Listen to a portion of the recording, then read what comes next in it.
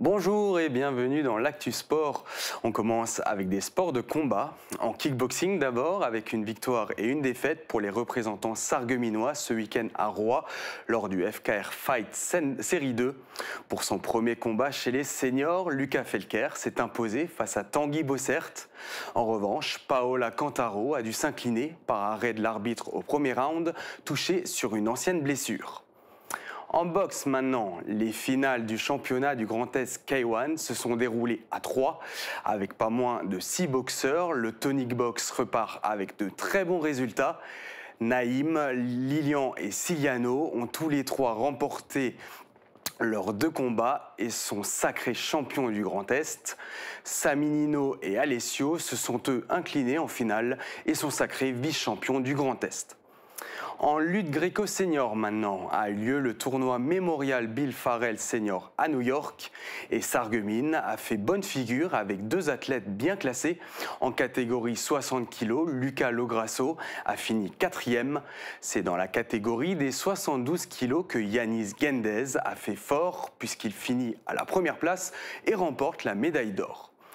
On enchaîne avec la 4e édition du cyclo-cross de Sarreguemines, organisée par le Sprinter Club de Sarreguemines. La compétition a débuté par les jeunes, catégorie U7 à U15. Les licenciés du club faïencier se sont bien battus et ont obtenu de bons résultats. Retour en images avec Camille Henriot. C'est parti pour 5 minutes d'épreuve avec déjà un premier obstacle à franchir. Ce sont les plus jeunes compétiteurs, les moins de 7 et 9 ans, qui ouvrent le bal du cyclocross de Sarreguemines. Passage boueux, virage serré, partie très sableuse, les difficultés vont crescendo en fonction de l'âge des jeunes compétiteurs. Voilà, tout ça, c'est des composantes qui sont bien connues ici à Sarreguemines. Et surtout la particularité essentielle qui attire pas mal de monde, même d'Allemagne, de Luxembourg, d'Alsace, évidemment du Pays Haut, de Moselle bien sûr, c'est la visibilité. Il y a 2 km de terrain et je pense que 75% du terrain est visible par les spectateurs, donc on peut voir les coureurs évoluer sur la quasi-totalité du parcours. Et lancé à pleine allure, Noé Cousin, licencié au Sprinter Club de Sarreguemines, tente le tout pour conserver son avance sur ses adversaires. D'abord au coude à coude avec son principal concurrent, après de longues minutes d'efforts intenses, il termine finalement 2e de ce cyclocross. Un beau résultat pour le jeune sportif. Je suis content de moi. À la maison, ça fait du bien quand même de faire un podium. Et voilà. Et comment tu l'as senti toi finalement ce parcours cette année? Bien, assez dur quand même avec toutes les relances et tout ça. Mais bien et un peu technique, c'était bien. Il est devancé à 1 minute près par le vainqueur de la course, Théo Maurice. C'est une belle performance parce que cette année, j'en avais pas encore gagné. D'accord. Et comment tu as finalement apprécié ce parcours? Assez technique, mais surtout bien roulant. C'est pour ça que j'ai bien aimé. Pour le club de Sarreguemines, la plus grande fierté, c'est de voir de jeunes recrues arriver sur le podium. Exemple avec Raphaël qui se classe à la 3e place de sa catégorie U9 pour sa première compétition au sein du club. Un parcours qu'il a bien apprécié. Il y a montée et descente et la grande montée à la fin. Une quarantaine de jeunes venus de Moselle et des pays frontaliers ont pris part à ce cyclocross organisé par le Sprinter Club de Sarreguemines. Ils étaient au total 150 compétiteurs, juniors et seniors, à s'affronter ce dimanche sur ce parcours de 2 km riche en difficultés.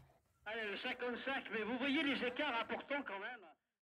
On passe au foot maintenant. En Régional 1, le Sarreguemines FC s'est déplacé ce week-end sur la pelouse de l'US Reipertswiller. Après avoir mené 3-1 grâce à des buts de Schnepp, Sacker et Djera, les faïenciers se sont fait rejoindre en fin de match. Une rencontre spectaculaire mais frustrante puisqu'ils repartent avec un seul point seulement. Au classement, le SFC est 9e avec 13 points en 9 matchs.